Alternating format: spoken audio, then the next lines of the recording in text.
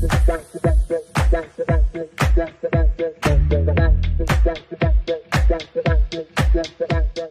நல்ல திரைப்படங்களை கொண்டு வரணும் அப்படிங்கிற ஒரு ஆசையில அவர் எடுத்த ஒவ்வொரு படங்களுமே நல்ல வெற்றிகளை குவிச்சு ஒரு சிறந்த தயாரிப்பாளராக தமிழ் சினிமாவில் எல்லோரும் பார்த்து வேந்ததும் பாராட்டினதும் பார்த்தீங்கன்னா திரு திலீப் பாபு அவர்கள்.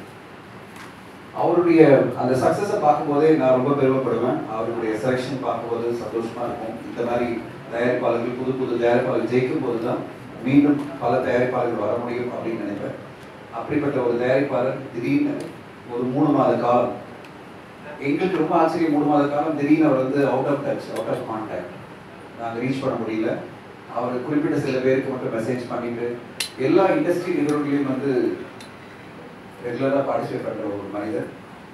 பர்டிகுலராக ப்ரொடியூசர் கவுன்சிலில் ஒரு ஈசி மெம்பராக, ஆக்டிவ் ப்ரொடியூசர் அசோசியேஷனில் ஒரு ஆக்டிவான மெம்பராகவும் ஈசி மெம்பராகவும் இருந்து பல கான்ட்ரிபியூஷனை கொடுத்துட்டு வந்த திரு திலீப் பாபு அவர்கள் திடீர்னு ஒரு 3 மாதம் அவருடைய உடல்நிலை திடீர்னு தீவிரமாகி அன்று ஒரு நாள் அவர் மறைஞ்சிட்டாருன்னு காலையில் எனக்கு ஃபர்ஸ்ட் மெசேஜ் நான் 3 மணிக்கு நான் துறை அவர்கள் அனுப்பிச்ச மெசேஜ் பார்க்கும்போது உடனே ஷாக்ல நான் எழுந்தேன். அப்போதுல நான் தூங்கவே இல்லை.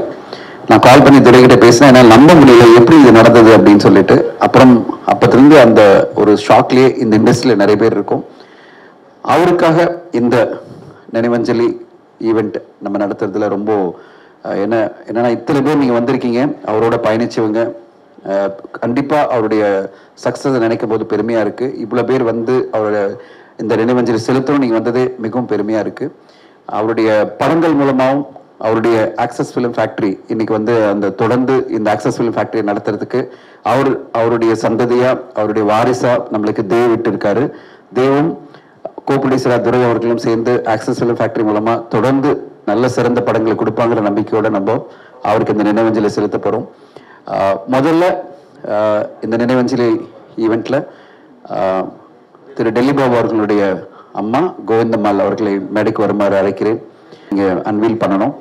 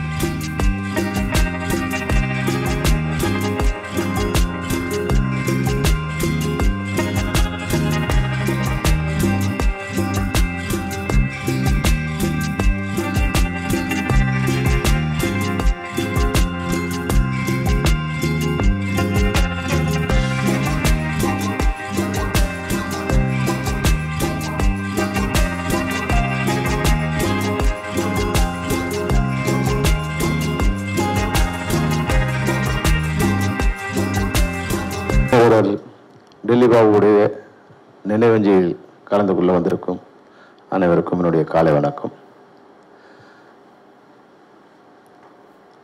எனக்கு டெல்லி பாபு வந்து கடந்த ஒரு 7-8 வருஷம்ல தெரியும்.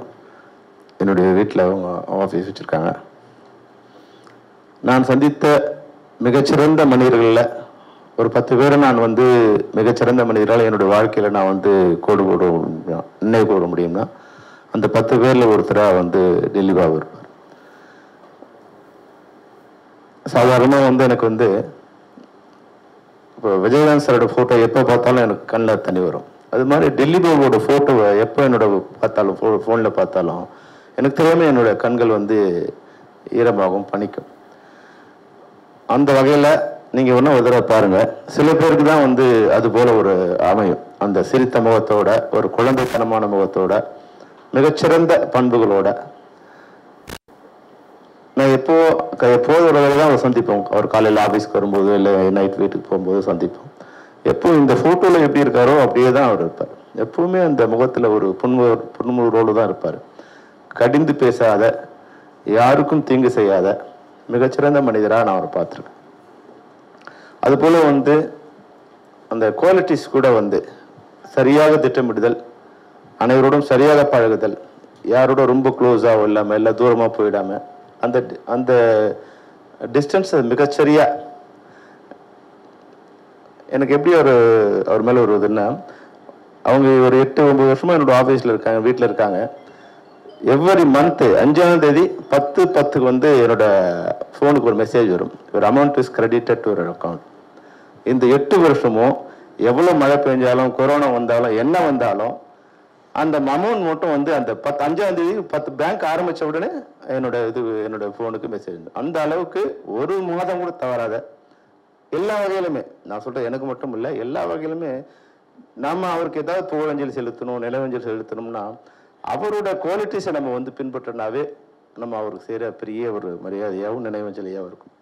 அவரோட படங்கள் வந்து சில படங்கள் வந்து சரியாக போகலன்னா கூட, ஆனால் அந்த திரைப்படத்தில் ஒரு திரைப்படத்துக்கு என்ன இருக்குமோ அந்த தயாரிப்பாளராக மிகச்சிறந்த முறையில் அந்த திரைப்படத்தை உருவாக்கியிருப்பார். வெற்றி அடைந்த படங்களுக்கு என்ன நல்ல விஷயங்கள் இருக்கோ அதே போல் சில படங்கள் கமர்ஷியலாக வெற்றி அடைந்த திரைப்படமாக அந்த படம் வெற்றி அடைஞ்சிருக்கும், ஆனால் வெற்றி அடையாமல் போயிருக்கும். ஆனால் அந்த திரைப்படத்தில் வந்து என்னெல்லாம் இருக்கணுமோ மிகச்சரியான அளவில் அந்த திரைப்படம் இருந்திருக்கும். அந்த அளவுக்கு வந்து அந்த திரைப்படத்தை அவர் ஃபுல் டைம் ப்ரொடியூசர்ஸ் கூட இல்லை, வேற நிறைய பிஸ்னஸில் இருக்கார். நான் கேட்பேன், இப்போ என்ன சார் எப்போ தடவை வரீங்கன்னு. இல்லை சார் நான் இந்த பிஸ்னஸில் இருக்கேன், என் சிஸ்டர் சொன்னதான், நான் அவனுக்காக தான் இண்டஸ்ட்ரிக்கே வந்தேன் அப்படின்னு சொன்னார். புவனேஷ்காக தான் நான் இண்டஸ்ட்ரிக்கே வந்தேன், அவன் தான் என்னோட மகன் கூட அவன் தான் அப்படின்னு சொன்னார். அதனால் புவனேஷ், நாங்கள் உங்களோட எப்பவும் துணை இருப்போம். நீங்கள் உங்கள் மாமாவோட இல்லை அப்பாவோட அந்த குவாலிட்டிஸை நீங்கள் ஒரு 50% நீங்கள் வந்து கேரி ஓவர் பண்ணினாவே உங்களோட வெற்றி மிகப்பெரிய வெற்றியாகும். அதுதான் நீங்கள் உங்கள் மாமாவுக்கு பண்ணுற நினைவஞ்சலியாக இருக்கும். எங்கள் எல்லாரையும் விட நீங்கள் அவரோட ஒழுக்கத்தையும் அவரோட அந்த பண்பாட்டையும் திட்டமிடுதலையும் மனிதர்களோட பழகிற தன்மையும் நீங்கள் வந்து அதை கேரி பண்ணீங்கன்னா தமிழ் சினிமாவில் மிக சிறந்த இடத்துக்கு நீங்கள் வருவீங்க. அவரோட கனவே நான் கேட்டேன், என்ன சார்? இல்லை புவனேஷ்ல ஒரு பெரிய ஹீரோ வைக்கணும் சார், அதுதான் அவரோட கனவு. நீங்கள் அந்த கனவு அவர் இல்லைன்னா கூட அந்த கனவை நிறைவேற்றி நீங்கள் ஒரு மிகச்சிறந்த இடத்தை உயரத்தை அடைஞ்சிங்கன்னா வானத்திலிருந்து அவர் வந்து உங்களை வாழ்த்திக்கிட்டே இருப்பார், சந்தோஷப்படுவார். நான் இல்லைன்னா கூட என்னோட கனவு நிறைவேறுக்குங்கிறது அவர் சந்தோஷப்படுவார். அந்த அளவில் நீங்கள் உயரிய குணங்களோட ரொம்ப டெடிகேட்னா உங்கள் மாமா எப்படி இருந்தாரோ அப்படி இருக்கணும். உங்களுக்கு எந்த வகையான உதவி வேண்டுமானாலும் நாங்கள் செய்ய தயாராக இருக்கோம். நிறைய இயக்குநர்களை அவர் உருவாக்குனாரு. மாமா வந்து ஏறக்குறைய வந்து 6-7 டைரக்டர்ஸுக்கு அட்வான்ஸ் கொடுத்து படம் பண்ணணுங்கிற ஒரு இது இருக்காரு. அந்த எந்த எண்ணமும் செஞ்சு போயிடக்கூடாது. நீங்கள் அது எல்லாமே நீங்கள் ஃபாலோ பண்ணும். அது ஆக்சிஸ் ஃபிலிம் ஃபேக்டரிங்கிறது வந்து தமிழ் சினிமாவில் எப்படி வந்து நிறைய ஒரு 5-6 கம்பெனிக்கு எப்படி ஒரு முத்திரை இருக்கோ அது மாதிரி ஆக்சஸ்ங்கிறது டெல்லி பாபு. ஆக்சஸ்ங்கிறது தமிழ் சினிமாவில் ஆக்சஸ்னா டெல்லி பாபுவோட பேர் ஞாபகம் இருந்துகிட்டே இருக்கணும். அந்த வகையில் நீங்கள் அந்த டெடிக்கேஷனோடு நீங்கள் இருக்கணும். உங்களுக்கு தேவையான அனைத்து உதவிகளும் நாங்கள் பண்ணுறோம். இந்த புகழஞ்சலியை அவருடைய உண்மையாகவே அம்மாவை பார்க்கும்போது எனக்கு வந்து அவ்வளோ வருத்தமாக இருந்தது. தாய்க்கு மகன் பண்ண வேண்டிய வேலையை மகனுக்கு தாய் பண்ணுறதுங்கிறது உலகத்தில் மிக கொடுமையான விஷயங்கிறது அதுதான். அது மாதிரியான கொடுமை வந்து நிகழாமல் இருக்கு நம்ம கடவுளை வேண்டிக்கிட்டோம். ஆனால் என்னன்னு தெரியாது, நல்லா இருந்தார். இப்போ ஒரு 6 மாதம் முன்னாடி நான் பார்த்தேன், எங்கள் எலெக்ஷன் முடிஞ்சு வரும்போது கொஞ்சம் இழைச்சிருந்தார், ஆனால் கொஞ்சம் ஸ்மார்ட்டாக இருந்தார். என்ன டெல்லி என்ன இப்படி கொஞ்சம் இழைச்சிட்டிங்களேன்னு. இல்லை சார் வந்து டயட்டில் இருக்கேன், ஒர்க் அவுட் பண்ணுறேன் சார். இன்னும் அக்கா பையனுமே நடிக்க வைக்க போகிறேன்னு சொன்னீங்க, நீங்கள் ஹீரோ மாதிரி ஆகிட்டே வரீங்களான்னு கேட்டேன். சிரிச்சுட்டே போனார். அப்போ அவருக்கு தெரிஞ்சிருக்கா இல்லையான்னு எனக்கு தெரியல. அதுதான் நான் அவரை பார்த்தேன், கடைசி முறையாக பார்த்தேன். அந்த முகம் தான் எனக்கு எப்பவுமே வாழ்நாள் முழுக்க அந்த முகம் தான் என்னுடைய நினைவு இருந்துகிட்டே இருக்கும். நிச்சயமாக மிகச்சிறந்த மனிதர். அவருடைய புகழ் எப்போதும் தமிழ் சினிமாவில் இருந்துகிட்டே இருக்கும். வாழ்க டெல்லி பாபு, வளர்க அவருடைய புகழ். டெல்லி பாபு என்னோட ஃபிலிம் கேரியரில் நான் மறக்க முடியாத ஒரு தயாரிப்பாளர். பழகிறதுக்கு எல்லாருக்குமே ரொம்ப நண்பர்களாக இனியவர் தான். அது மாதிரி ஒரு படம் எடுக்கும்போது ஒரு தயாரிப்பாளர் எப்படி நடந்துக்கணுமோ அப்படி நடந்துக்கிற ஒரு தயாரிப்பாளர், ஒரு ப்ரொஃபஷனலாக இருக்கிறான்றது எனக்கு ரொம்ப ஒரு பிடிக்கும். எங்களுடைய ஆக்டிவ் ப்ரொடியூசர் அசோசியேஷனில் ரொம்ப ஆக்டிவாக இருந்த மெம்பர் அவர். ஆக்சுவலாக அவர் ஈஸி மெம்பராக இருந்தார். எல்லா இடத்துலையும் பார்ட்டிசிபேட் பண்ணுவார், எல்லாத்தையும் நல்லா ஆர்கியூ பண்ணுவார். யார் ஃபோன் பண்ணி என்ன உதவி கேட்டாலும் உடனே செஞ்சுருவார். இந்த மாதிரி ஒரு ப்ரொடியூசருக்கு உடம்பு சரியில்லை, ஒருத்தர் இறந்துட்டாங்க அல்லது ஏதோ பிரச்சனை, எவ்வளோ சார் கொடுக்கணும் சார், ஒரு 50,000 ஒன்றே வச்சுருவார். அந்த மாதிரி எதுக்குமே வந்து ஒரு நோ சொல்கிற ஆளோ, ஒருத்தர் ஹெல்ப் பண்ணுறதுக்கோ, ஒரு சங்கத்தோட நேரத்தை வீணாக்கிட்டு வந்து நம்மளுடைய அசோசியேஷன் வேலைகள் செய்கிறதுக்கோ எங்களுக்கு ஈக்குவலாக வந்து எங்களோட நிற்பார். நான் ஒரு நாள் சொன்னேன் அவரை, சார் நீங்கள் வந்து நம்ம ஈஸியில் இருக்க வேண்டாம், ஃபிலிம் ப்ரொடியூசர் கவுன்சில் வந்து ஒரு லார்ஜர் பாடி, அது மதர் பாடி, நமக்கு அங்கே வந்து ஆக்டிவ் ப்ரொடியூசர் பார்ட்டிசிபேஷன் வேணும். நீங்கள் இங்கே ரிசைன் பண்ணிட்டு அங்கே போய் நில்லுங்க, அந்த எலெக்ஷனில் நில்லுங்கன்னு. ஓகே சார் நீங்கள் சொன்னால் பண்ணுறேன். அதெல்லாம் எதுவுமே யோசிக்கல. அங்கே நின்னாரு, அங்கேயும் எலெக்ஷனில் ஜெயிச்சா கமிட்டி போகிறது. அப்புறம் வந்து சொன்னார் சார், கொஞ்ச நாள் கழிச்சு சொன்னார், நீங்கள் சொன்னது ரொம்ப யூஸ்ஃபுல்லாக இருந்தது சார், அது வேறு மாற பாடி, வேறு மாற நம்ம ஒரு இடத்துல நம்ம பார்ட்டிசிபேஷன் தேவைப்படுது சார், நம்ம அங்கே நாங்கள் போனது கூட ரொம்ப நல்லது அப்படின்னு சொன்னார். அந்த மாதிரி வந்து எல்லாத்தையுமே ரியாலிட்டியோட அணுகிறவர். கடைசி வரைக்கும் அவருடைய ப்ரொடக்ஷன்லேருந்து ஒரு டிஸ்பியூட் வந்ததா இந்த இண்டஸ்ட்ரியே கேள்விப்பட்டதில்லை, ஒரு பேமெண்ட் டிலேவோ டிஃபால்ட்டோ கேள்விப்பட்டதில்லை. எல்லாமே பர்ஃபெக்ட், எதுலேயுமே வந்து குறையே இல்லாத ஒரு மனிதர். செல்வமணி சொல்வார், கடைசி சில நாட்களில் அதிகமாக சந்திக்கல, ஒரே ஒரு மீட்டிங்கில் தூரமாக இருந்தார். என்ன சார் இப்படி அழைச்சிட்டிங்கன்னு கேட்டேன் அப்படின்னு சொன்னார். சரி ஓகே, கொஞ்சம் ஒர்க் அவுட் பண்ணுறா, டயட் பண்ணுறா நாம் நினச்சிட்டோம். அவர் வெளிநாட்டில் இருக்கும்போது அந்த செய்தி வந்தது, பேரடியாக இருந்தது. ஏன்னா ஒரு சக்ஸஸ்ஃபுல் ஃபிலிம் கேரியர் அமையிறது வந்து எல்லாத்துக்குமே சாத்தியம் இல்லை, படம் எடுக்கிற எல்லாருமே ஜெயிச்சிடறது இல்லை. அந்த வகையில் எனக்கு தெரிஞ்ச வரைக்கும் 1-2 படங்கள் சரியில்லைனா கூட ஓடின படங்கள் பெரிய படங்கள். அவருடைய சாதனைகள் வந்து பெருசு, அவருடைய அறிமுகங்கள் பெருசு. அந்த மாதிரி வந்து ஒரு நல்ல சக்ஸஸ் ரேஷியோல் இருக்கும்போது இப்படி ஒரு விஷயம் நடந்தது உண்மையாலுமே தாங்கிக்க முடியல. அம்மா அவர்களை பார்க்கும்போது நமக்கெல்லாம் ரொம்ப மிக வருத்தமாக இருந்தது. அம்மா கவலைப்படாதீங்க, நாங்கள் எல்லாரும் இங்கே இருக்கோம். உங்களுடைய பேரன், அவருடைய செல்லப்பிள்ளை தேவ், எங்களுக்கும் செல்லப்பிள்ளை துரை, எங்களுடைய மிகப்பெரிய அன்புக்குரியவராக நாங்கள் வச்சுக்கிறோம். இந்த எக்ஸஸ் ஃபிலிம் ஃபேக்ட்ரியோட அடுத்தடுத்து படங்கள், அவங்க செய்ய போகிற விஷயங்கள் எல்லாத்துக்கும் எங்களுடைய தயாரிப்பாளர் சங்கங்களும் நம்முடைய FIFC போன்ற அமைப்பும் உங்கள் கம்பெனியே எங்களுடைய செல்ல குழந்தையாக பார்த்துக்கிட்டு உங்களுக்கு என்னென்ன வேணுமோ எல்லாமே நாங்கள் ப்ரியாரிட்டி கொடுத்து செஞ்சு கொடுத்து, அவர் இருந்தால் எவ்வளோ சிறப்பாக நடக்கணுமோ அதுக்கு குறைவில்லாமல் பார்த்துக்கிற வேலையை நாங்கள் எல்லாரும் செய்வோம். இது வந்து இந்த இடத்துக்காக சொல்கிற விஷயம் இல்லை, இந்த கம்பெனி விஷயமா எதுவாக இருந்தாலும் நீங்களே யார் கூப்பிட்டாலும் எந்த விஷயமானாலும் மொத்த இண்டஸ்ட்ரி உங்களுக்கு கடமைப்பட்டிருக்கு. சங்கங்களாகவும் நிர்வாகிகளாகவும் நானாகட்டும், தனஞ்சயன் அவர்களாகட்டும், செல்லுமணி அவர்களாகட்டும், அத்தனை பேரும் உங்களுடன் இருந்து இந்த கம்பெனி மேலும் மேலும் புகழ் பெறுவதற்கும் மேலும் மேலும் வெற்றி பெறுவதற்கும் தேவ் என்ற மாபெரும் கதாநாயகன் உருவாவதற்கும் நாங்களும் கூடவே பயணிப்போம் என்ற உறுதிமொழியை லிலிபாவுடைய நினைவஞ்சலியிலே கொடுத்து உறுதிமொழியை கொடுத்து விடைபெறுகிறேன். தேங்க்யூ. நன்றி. எல்லாருக்கும் வணக்கம். இங்கே வந்திருக்கும் அனைத்து உள்ளங்களுக்கும் ரொம்ப மகிழ்ச்சி.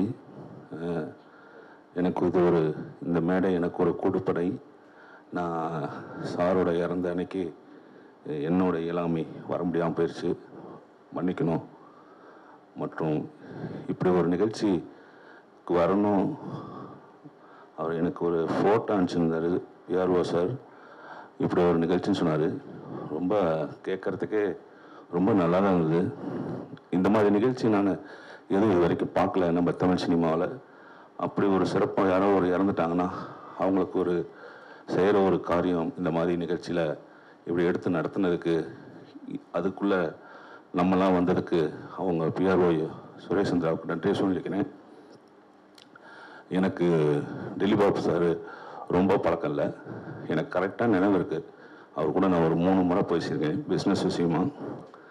ஏன்னா நான் ஜிவி பிரகாஷை வச்சு படம் பண்ணிட்டு இருக்கனால, அவரும் ஜிவி பிரகாஷ் வச்சு 2 படம் பண்ணனால எப்போ கேட்டாலும் அவர் ரொம்ப தெளிவாக ரொம்ப பர்ஃபெக்டாக பதில் சொல்லுவார். அந்த வகையில் எனக்கு ரொம்ப ரொம்ப பரிச்சயம் இல்லாலும் ஒரு தயாரிப்பாளருக்கு ஒரு தயாரிப்பாளர் அட்வைஸ் பண்ணுறதும் சரி, நம்ம ஒரு விஷயத்தை கேட்டு தெரிஞ்சுக்கிறதுல அவர் கொடுக்குற தெளிவு எனக்கு ரொம்ப ரொம்ப பிடிச்சி அவர் கூட எங்கே பார்த்தாலும் சிரிச்ச முகத்தோட சந்தோஷப்படுவேன். அப்புறம் ஒரு சில தயாரிப்பாளர்களுக்கு மட்டும்தான் ஒரு தனித்துவம் இருக்கும். அந்த தனித்துவம் இருக்கிற ஒரு தயாரிப்பாளர் இறந்துட்டாருங்கும்போது ரொம்ப மனசு கஷ்டமாக இருக்குது. நம்ம தமிழ் இண்டஸ்ட்ரியில் குறைஞ்சபட்சம் கொஞ்சம் ப்ரொடியூசர் தான் இருக்காங்க. இந்த மாதிரி கதை கேட்டு அந்த கதைக்கான நடிகர் அதுக்கான டெக்னீஷியனில் செலக்ட் பண்ணுறதுல ஒரு தனித்துவமான தயாரிப்பாளர். இன்னும் ரொம்ப சொல்லப்போனால் இவரோட இழப்பு வருகின்ற புதிய இயக்குநர்களுக்கு மிகப்பெரிய இழப்பு. அதுதான் நான் ரொம்ப யோசிச்சு பார்த்தேன். அவர் ஒரு 7-8 படம் பண்ணியிருந்தாலும் அதுக்கு வந்து கேமராமேனாகட்டும் இயக்குநர்களுக்கும் பெரிய ஒரு இழப்பு. அந்த இழப்பை மீண்டும் நீங்கள் தேவையாக நீங்கள் இதை ரொம்ப கடைப்பிடிக்கணும். எனக்கு ஒவ்வொரு படம் பண்ணும்போதும் புதிய இயக்குநர்களோட புதிய பரிமாணத்தோடு வேலை செய்யணும்னு ஆசைப்படுவேன். அப்படிப்பட்ட தயாரிப்பாளரை இறந்துட்டோங்கும்போது ரொம்ப கஷ்டமாக இருக்குது. எல்லாம் கண்டிப்பாக இந்த நிறுவனம் அதே ஃபாலோ பண்ணணும் ஆசைப்படுறேன். வணக்கம், நன்றி.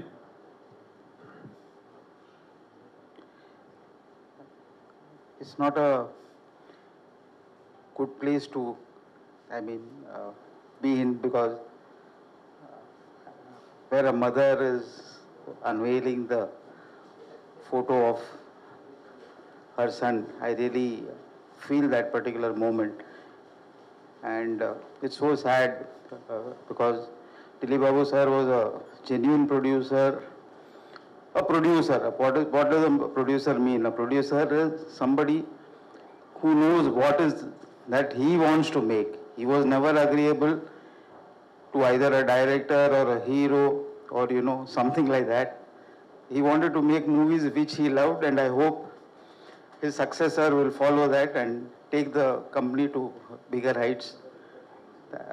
In this particular moment, I really pray to God to keep his entire family and give them strength to overcome this huge grief, which is very, very difficult to accept. Thank you so much. Dilip Babu சாருக்காக இந்த time எடுத்து நீங்கள் எல்லாம் வந்ததுக்கு ரொம்ப thanks.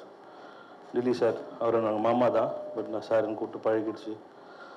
அவரை பற்றி சொல்லணுன்னா சொல்லிகிட்டே போகலாம். நீங்கள் அவரை ஒருத்தர் ஒரு மாதிரி பார்த்துருப்பீங்க. அவரை பல வருஷமாக க்ளோஸாக பார்க்குற சான்ஸ் எனக்கு ரொம்ப அதிகமாக கிடச்சிருக்கு. அவரை வந்து எல்லோரும் சொல்கிற மாதிரி நல்ல ப்ரொடியூசரு, அதெல்லாம் தாண்டி அவரை பர்சனலாக பார்த்தீங்கன்னா ஒரு நல்ல மனுஷர்.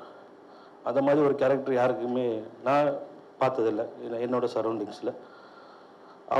அவருக்கு எல்லார்த்தோட லவ் பண்ணது அவரோட கம்பெனி, அவரோட வேலை. இன்ஃபேக்ட் சொல்ல போனால் அவரோட ஒரு கம்பெனி அவரோட ஒரு குழந்தை. அவர் இல்லாதது எங்களால் டைஜஸ்ட் பண்ணவே முடியலை. பட் அவர் எங்களுக்கு என்ன சொல்லி கொடுத்துட்டு போனாரோ, இத்தனை வருஷத்தில் எங்கே கற்றுக் கொடுத்துட்டு போனாரோ, எங்கள் கூட அவர் இருக்கதான் நினச்சி நாங்கள் அதை ஒன்றும் அவரை விட பெருசாக திங்க் பண்ண முடியாதாலும் அவர் சொல்லி கொடுத்த வழியில் நாங்கள் அதை இன்னும் பெருசாக எடுத்துகிட்டு போவோம். அவரோட எல்லா வெஞ்சர்ஸும் அவர் எப்படி இருந்தால் எப்படி நடக்குமோ அதே மாதிரி நடக்கும். கட்டி தேங்க்யூ. எல்லாருக்கும் வணக்கம். இன்றைக்கி அழைப்பை ஏற்று வந்ததுக்கு நன்றி. இவர் சொன்ன மாதிரி தான் ரொம்ப வருஷ காலமாக அவர் கூடயே இருந்து, இப்போது உங்களுக்கு எளிமையாக சொல்லணும்னா, இப்போது சபரிமலைக்கு போகும்போது இந்த பாதைன்னு ஒன்று திறப்பாங்க, பெரிய பாதைன்னு சொல்லிட்டு.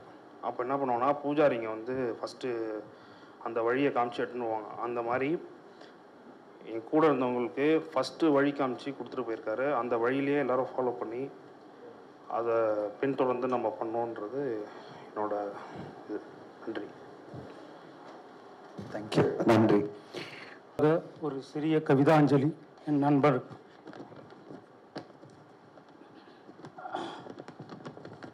இந்த கேப்ஷனை போட்ட தோன்றின் புகழோடு தோன்றுக அக்திலார் தோன்றலின் தோன்றமை நன்று அது அவருக்கு சால பொருந்தும்.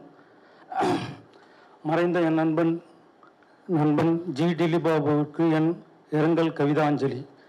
நட்பிற்கு இலக்கணமாய் வாழ்ந்து மறைந்த என் நண்பனுக்கு என் இதய அஞ்சலி.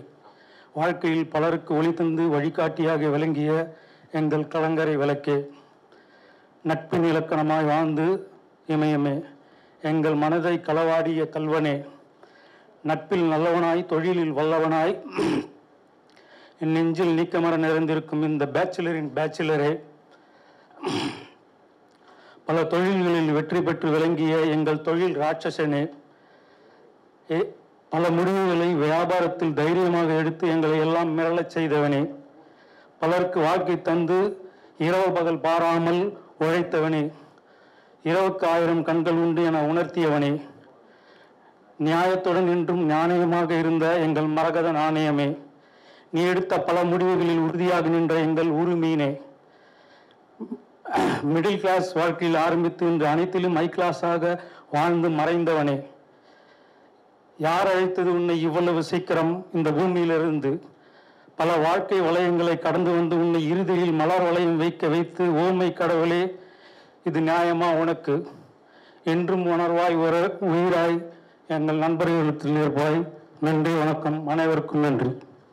கிட்டத்தட்ட ஒரு 25 இயர்ஸாக we are friends with him and எங்களால் நினச்சி பார்க்க முடியல. இன்றைக்கும் நாங்கள் டெய்லி நைட்டு தூக்கம் இல்லை, என்ன பண்ணுறதுன்னு தெரியல. ஏன்னா நீங்கள்லாம் இண்டஸ்ட்ரியில் பார்த்துருப்பீங்க, நாங்கள் கூட அவங்க கூடயே இருந்திருக்கோம் ஆல்மோஸ்ட் 20 இயர்ஸ். நான் நங்கநல்லூரில் இருக்க வீட்டு பக்கத்தில் தான் அவன் முன்னாடி ஃப்ளாட் இருந்தது.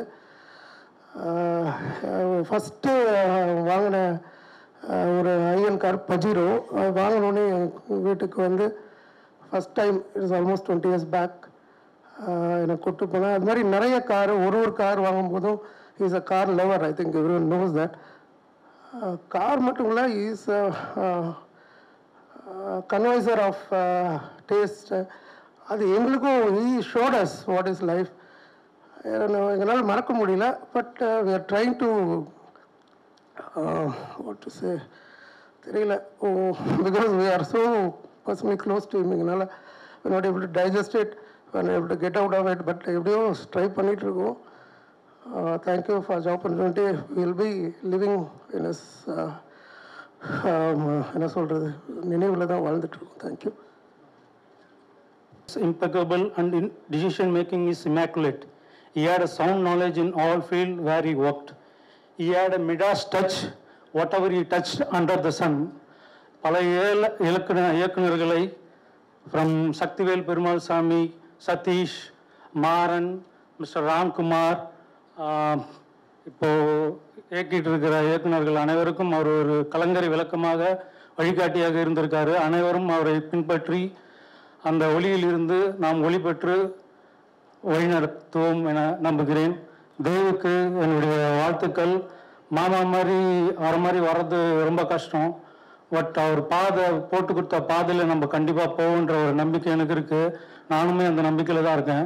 நாங்களாம் அவருக்கு கிட்டத்தட்ட 89லேருந்து ஃப்ரெண்ட்ஸு, கிட்டத்தட்ட 35 வருஷமாக ஃப்ரெண்ட்ஸு.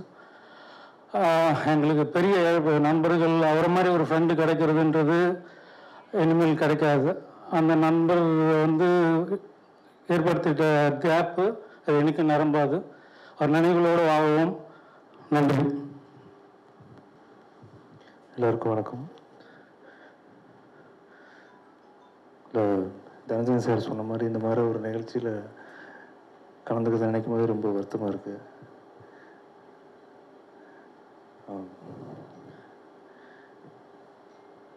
வேற எல்லாம் எனக்கு பேசுறதுக்கே வரல. ஒரு விஷயம் நான் சொல்லணும்னா, நான் இன்னைக்கு சினிமாவில் தொடர்ந்து இருக்கிறதுக்கு மிக முக்கியமான காரணம் வந்து டெலிவர் சார்.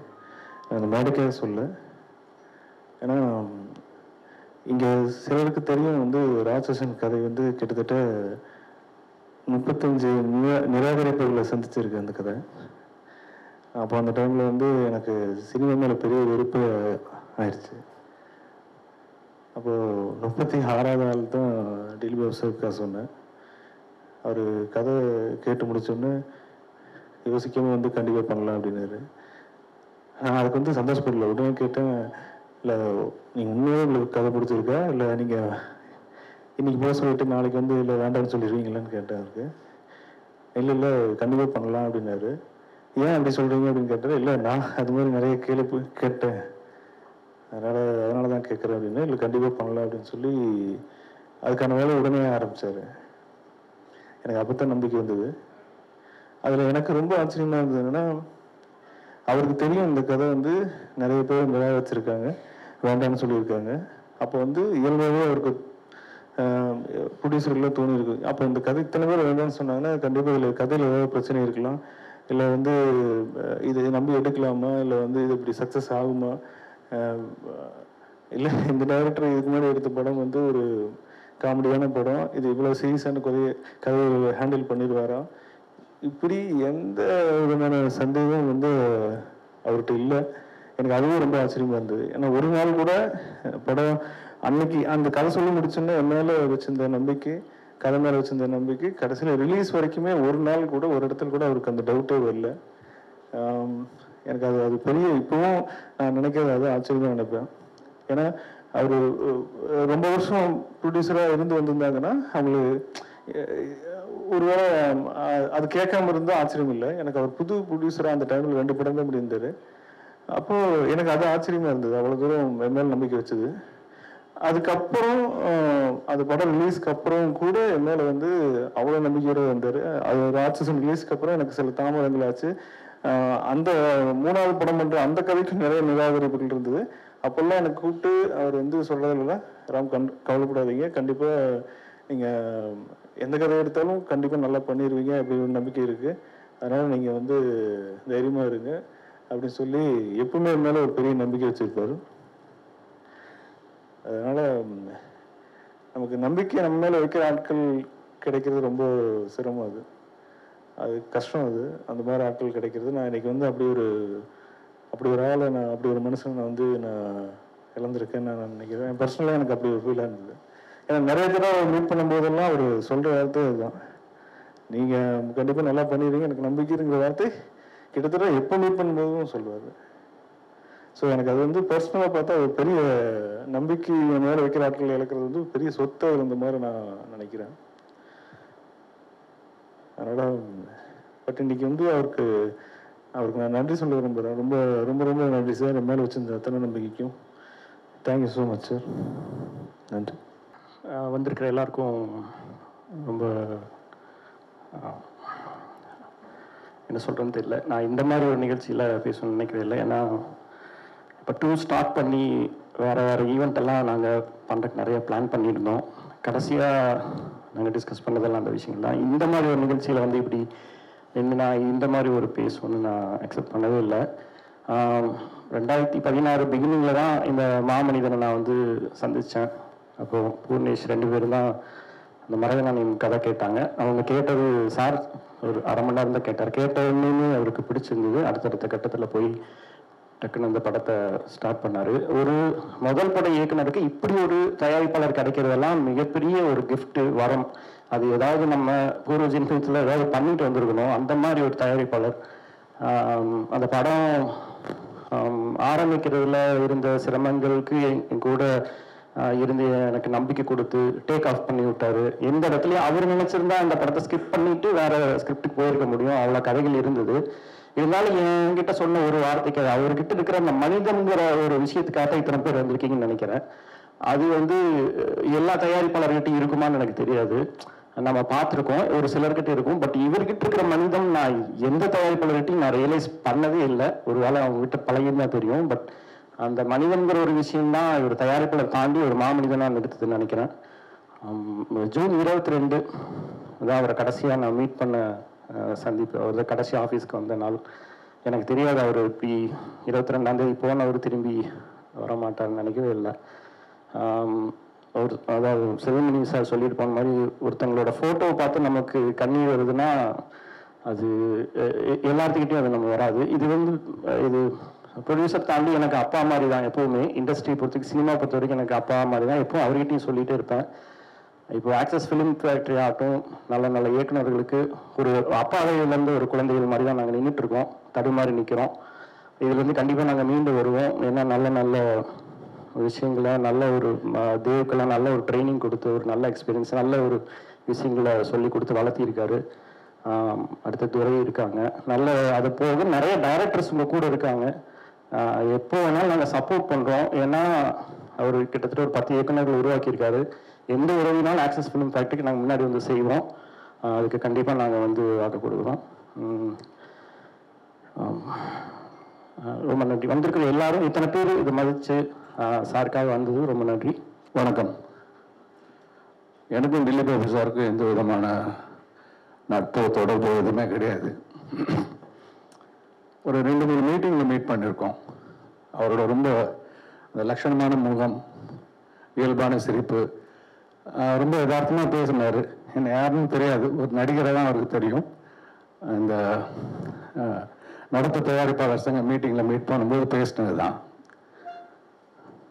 அவர் இறந்தாருங்கும்போது ஒரு சம்மந்தமே இல்லாமல் ஒரு டிஸ்டர்ப் ஆச்சு. நம்மளுக்கு சில பேர் இன்னும் எதுக்கு பிடிக்கும்னு கூட தெரியாமல் பிடிக்கும். அது மாதிரி தான் எனக்கு இது. சரி, அவர் மருந்து அன்னைக்கு என்னால் அட்டன் பண்ண முடியல, நான் இல்லை, வெளியூரில் இருந்தேன். ஸோ இது மாதிரி ஒரு நிகழ்வு இருக்கும்போது அவரை பற்றி இன்னும் கொஞ்சம் நிறைய தெரிஞ்சுக்கலாமே அப்படிங்கிற ஒரு எண்ணத்தில் தான் இங்கே வந்தேன். ஏன்னா ஒரு ப்ரொடியூசர் நல்லா இருந்தால் நிறைய பேர் நல்லா இருப்பாங்கிறது என்னோட ரொம்ப அழுத்தமான எண்ணம். ஒரு குறுகிய காலத்தில் ரொம்ப அழகாக அற்புதமான படங்களை கொடுத்தாரு, வெற்றியும் பெற்றிருக்காரு. இது ஒரு பெரிய விஷயம். அந்த அதிர்ஷ்டம் அவருக்கு இருந்தது. இப்படி அவருக்கு நிறைய இருக்குது. பட் இங்கேயும் அவரோட நிறைய எண்ணம் கொஞ்சம் பாதிச்சிருக்கு. அது மேபி இஸ் பர்சனாலிட்டி, இல்லை நாங்கள் ஸ்பெண்ட் பண்ண அந்த ஒரு 5-10 minutes, I don't know, what ever, it connected me well. I feel extremely disturbing. ஏன்னா ரொம்ப சின்ன வயசில் ஒருத்தர் போகிறதுங்கிறது வந்து யாருக்குமே சங்கடம், அவங்க குடும்பத்துக்கு அது மிகப்பெரிய ஒரு சங்கடமாக இருக்கும். ஸோ அவர் வந்து என்ன செய்யலாங்கிறது வந்து நிறைய கோச் பண்ணியிருக்காங்க, நீங்கள் பேசின எல்லாரும் சொன்னீங்க. So you should take it up and take it, move it forward. அனைவருக்கும் வணக்கம்.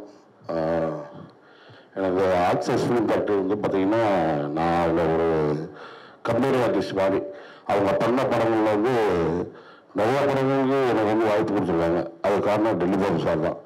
அதே மாதிரி முண்டாசுப்பட்டி, நாடகம், அதுக்கு பிறகு மரகணம், இது 3மே வந்து கேரியரில் சினிமா கேரியரில் முக்கியமான படம். அந்த மரகணம் அப்போ தான் வந்து சாரமலையிலே பார்க்குறேன். அவ்வளோ ஒரு இயல்பாக, அதாவது வந்து அப்போ பார்த்தீங்கன்னா மரகணத்தை பொறுத்தளவு பார்த்தீங்கன்னா அப்போ தான் நான் அப்கமிங் இது மரகண கேரக்டர் வந்து பார்த்தீங்கன்னா அவ்வளோ வெயிட்டாக இருக்கும். அதை நம்பி வந்து டேரக்டர் சொல்லும்போது அதை ஏற்றுக்கிட்ட மாமனிதர்கள் தான். அதே மாதிரி வந்து நிறையா டேரக்டர்ஸ் உருவாக்குனவர் இவர் தான் இன்னும் நிறையா உருவாக்கியிருப்பார். ஒரு 1000 பேருக்கு வேலை எடுத்திருப்பாரு. அது பூர்ணி செய்வார்னு நம்புகிறேன். பேச வரல.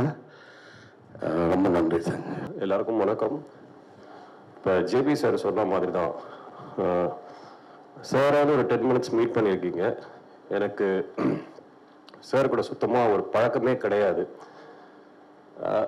பட் சார் சொன்ன மாதிரியே இவர் மறைஞ்சிட்டாருன்றது ரொம்ப ஒரு மாதிரி டிஸ்டர்பிங்காக இருந்தது. ஏன்னா கிட்டத்தட்ட ஒரு 10 டைரக்டர்ஸை உருவாக்கியிருக்காரு. அந்த 10 டைரக்டர்ஸ் மூலமாக எவ்வளோ ஆர்டிஸ்ட்டுங்க உருவாக்கியிருப்பாங்க. ஈவன் இன்க்ளூடிங் அசோக் கூட நாங்கள் ஓமை கடவுளை பண்ணும்போது அந்த சக்ஸஸ் மீட்டில் பார்த்துருக்கேன், ஹாய் கூட சொன்னதில்லை. இன்னும் இவருடைய இழப்பு வந்து எனக்கு ஒரு பெரிய பாதிப்பாகவே இருக்குது. மேலே இருந்து அவர் இன்னும் அவங்க குடும்பத்தை நல்ல தைரியத்தோடையும் நல்ல ஸ்ட்ராங்காக வழி நடத்துவாருன்னு நம்புகிறேன். Thank you sir. எல்லாருக்கும் வணக்கம். நான் திலீப் பாபு சாரை வந்து அவரோட பிகினிங் ஸ்டேஜ்லேருந்து அவரை தெரியுன்றதே எனக்கு ஒரு பெரிய விஷயமா பார்க்குறேன். இப்போ செல்வமணி சார் சொன்ன மாதிரி லைஃப்பில் பார்த்த மிகச்சிறந்த மனிதர்களில் ரொம்ப முக்கியமான ஒருத்தர் திலீப் பாபு சார். அவர் ஃபஸ்ட்டு அவர் உரிமையின் படம் முடிச்சுட்டு கதை கேட்டுட்டு இருந்தப்ப நான் அவரை மீட் பண்ணேன். அப்போ தான் ஒரு மரகத நாணயம், ராட்சசன் 2 படங்கள் பண்ணுறதால அதை முடிச்சுட்டு பண்ணுற வரைக்கும் வெயிட் பண்ண முடியுமான்னு கேட்டார். அதுக்குள்ளே நான் ஒரு படம் பண்ணுற ஒரு இது கிடச்சிச்சு. ஆனால் நான் இந்த 10 வருஷமாக சாரோட தொடர்ந்து எப்பவும் பேசிகிட்டே இருப்பேன். சார் அவரோட எல்லா படத்தோட பூஜையில் ஆரம்பித்து ரிலீஸு, ப்ரிவ்யூ எல்லாத்துக்கும் இன்வைட் பண்ணுவார். எனக்கு சார் கூடயே இருந்த மாதிரி தான். அவரோட ஒரு படம் பண்ண முடியலன்றது லைஃப் லாங் அது ஒரு பெரிய ஒரு வருத்தமாகவே இருக்கும். சார் அவ்வளோ ஒரு ரொம்ப ஜென்யூனான ஒரு மனிதர். அவர் எப்பவுமே அவர் பண்ணுற எல்லா படங்களை பற்றியும் சொல்லும்போது அவ்வளோ பேஷனேட்டாக சொல்லுவார். அவர் அந்த படம் ரொம்ப நல்லா வந்துட்டுருக்கு, இந்த டைரக்டர் ரொம்ப நல்லா வருவார்னு. அவர் அடிக்கடி சொல்கிற விஷயம், இங்கே படம் பண்ண இந்த டைரக்டர் அடுத்து இப்போ இந்த பெரிய ஹீரோவோட படம் பண்ணுறாரு, இந்த டைரக்டர் இங்கே இருக்கார், இந்த டெக்னீஷியன் இப்படி இருக்காருன்னு.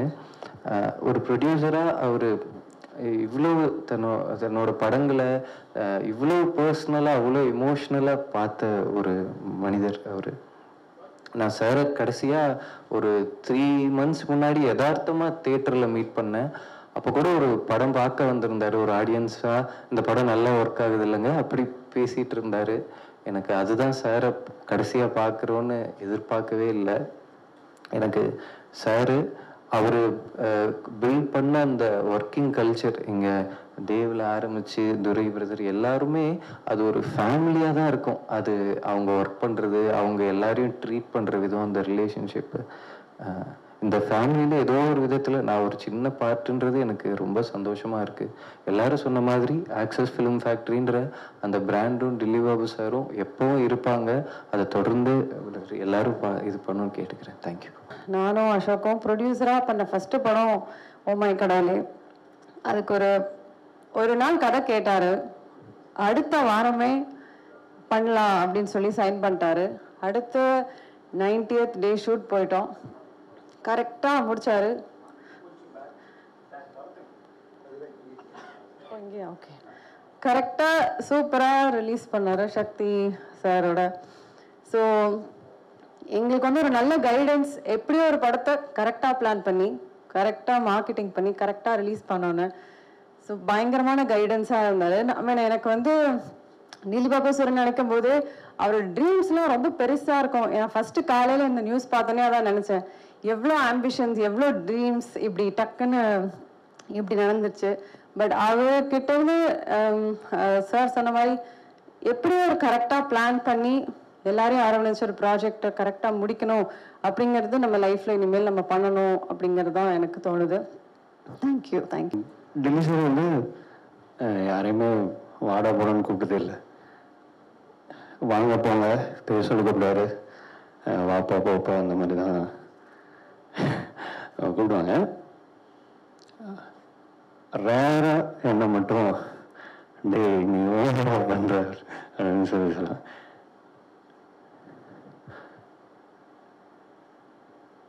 என் லைஃபோட பெஸ்ட் மூமெண்ட்டு.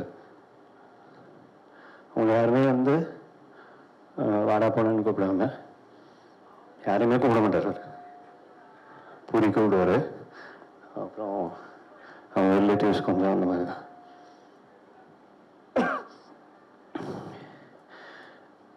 எனக்கு அவ்வளோ ஹாப்பியாக இருக்கும் ஒரு டேன்னு கூப்பிடுறது. நான் ஒரு ஃபஸ்ட்டு ஒரு மீட் பண்ண மொமெண்ட் எடிட்டர் லோகேஷோட ஸ்டூடியோவில் என் ஃப்ரெண்டு, நான் ரொம்ப சோம்பேறி, அவனோட சோஃபாலே படுத்துட்டு இருப்பேன். அவன் படம் பண்ணுன்னு சொல்லிகிட்டே இருப்பான். அப்போ அவனே இவர்கிட்ட பேசி மரகத நாணயம்னு ஒரு படம், இந்த உருவி இன்னொரு படம் பண்ணிட்டு இருந்தாங்க. அப்போ அவன் அதை எடிட் பண்ணிட்டு இருந்தான். அப்போ ஒரு நல்ல ஞாபகம் இருக்குது. பூரியும் அவரும் தான் வந்தாங்க. அவர் நிறைய செல்ஃபோன் யூஸ் பண்ணுவார், கையில் இருந்துகிட்டே இருக்கும். நான் சோஃபாவில் உட்காந்துருந்தேன், அதே சோஃபாவில் படுத்துட்டு இருப்பேன். சோஃபாவில் உட்காந்துருந்தேன். அன்னைக்கு லோகேஷ் போய் டோர் திறந்து கூப்பிட்டு வந்தான். டக்குன்னு டோர் திறந்து உள்ளே வந்தார். நான் எந்திரிச்சு என்ன அப்படின்னு சொல்லிட்டு போய் சோஃபாவில் அந்த கார் நல்லா சாஞ்சு உட்காந்துக்கிட்டாரு. இப்போ பூரி வந்து பக்கத்தில் உட்காந்துருந்தான். நான் வந்து ஒரு ஸ்டூல் மாதிரி ஒன்று இருந்துச்சு, அதில் உட்காந்துட்டு லோகேஷ் பக்கத்தில் உட்காந்துருந்தான். அப்புறம் என்ன பேசிட்டு இருந்தார். சும்மா பேசிட்டு இருந்துட்டு என் ஊர் என்னன்னு கேட்டார். அது சொன்னேன். அப்புறம் அப்பா அம்மா எல்லாம் கேட்டார். எல்லாத்தையும் சொல்லி முடித்தேன். சொன்னேன், சொல்லுவா அப்படின்னாரு. நான் சொன்னேன், வழக்கமாகவே வந்து கதை சொல்கிறது நான் வந்து டீ கடையில் தான் நல்லா கதை சொல்லுவேன். யாராவது முன்னாடி கொண்டு போய் உட்கார வச்சாங்கன்னா அந்த மாதிரி ஒரு சொதப்பு நடக்கு, அந்த மாதிரி இருக்கும். அப்போ நான் வந்து ஒரு 15-20 நிமிஷம் சொன்னேன். லைஃப்பில் எந்த ப்ரொடியூசரும் அந்த கதையை திருப்பி கேட்கவே மாட்டாங்க. அப்படி சொன்னேன். இல்லை ஃப்ரெண்ட்ஸு லோகேஷ் எல்லாம் வந்து என்ன சொன்னான்னா, நீ ஊருக்கு போயிடு, இங்கே இருக்காது, எதுக்கு ஒரு 5-6 வருஷம் உட்காந்து ஒரு 10 வருஷம் வேஸ்ட் பண்ணிட்டு அப்படின்னா வேற ஏதாவது தொழில் பார்க்கலாம். அந்த ரேஞ்சில் இன்னைக்கு இருந்துச்சு. அவனுக்கு என்ன பயம்னா நான் அந்த சோஃபாலேயே இருப்பேங்கிறது ஒரு பயம். அண்டு அவனுக்கு வந்து அவரை ரொம்ப பிடிக்கும். அவரோட நம்பிக்கை அது தெரியும்ல. நீங்கள் ஒரு கதை சொல்ல ஒருத்தர் அனுப்பி அந்த கதையை வந்து சொதப்பிட்டான், அந்த தயாரிப்பாளர் வந்து இன்னொரு தடவை அவன் சொல்லி கதையை கேட்க மாட்டாங்க. அந்த பயம் எனக்கு இருந்துச்சு. ஒரு 10 நாள் கழிச்சு திரும்ப கூப்பிட்டாரு. அவனுக்கு தான் லோகேஷ் கூப்பிட்டாரு. அந்த பையனை வர சொல்லுப்பா அப்படின்னு சொன்னார். நான் அப்போது வந்து மரமன் போனேன். இது எதுக்காக சொல்கிறேன்னா, நான் அப்படி தான் ஸ்டார்ட் பண்ணேன் அவர் கூட. அங்கே போனால் ஒரு 10 பேர், ஸ்ரீ சொன்ன மாதிரி, அந்த மரம் சொன்ன மாதிரி ஃபுல்லாக ஒரு 10 பேர் உட்காந்துருப்பாங்க ஃபேமிலியாக. எல்லார் கையிலையும் நோட் இருக்கும். நான் அவர்கிட்ட போயிட்டு கொஞ்சம் நின்றுக்கிட்டுமா, நின்று சொன்னால் ஓகேவா அப்படின்னு கேட்டேன். அப்படியே பார்த்தேன், நீ அன்றைக்கி உட்காந்து சொல்லியே செம்மையாக சொன்னேன், இதில் வேறு நின்று வேறு செலவு பண்ண அப்படிங்கிற மாதிரி சொன்னாங்க. எதுக்காகனா இந்த மொமெண்ட்டெல்லாம் வந்து நான் என் லைஃப்பில் இந்த மாதிரி சின்ன சின்ன மொமெண்ட் இருக்குது. நிறைய டைரக்டர்ஸ் இருந்திருக்காங்க ஆக்சஸில். நான் ஒரு 25 படம் ஒரு கூட்டிகிட்டு போயிருப்பேன். கும்பலிங் நீட்ஸுக்கு கூப்பிட்டு போனேன். நான் கொஞ்சம் போய் பேசுகிறேன், அதுக்கு திரும்பி வரேன். கும்பலிங் நீட்ஸ் கூப்பிட்டு போனேன். கூப்பிட்டு போய் 2 பேரும் படம் பார்த்துட்டு இருக்கோம். ஒரு 20 மினிட்ஸ் போச்சு. வழக்கமாக நம்மளால் வந்து ஃபோன் எடுத்துருவார், டக்குன்னு கையில் எடுத்துகிட்டே இருந்தார். அந்த இன்டர்வலில் தான் வந்து ஒரு மாதிரி கனெக்ட் ஆனார்.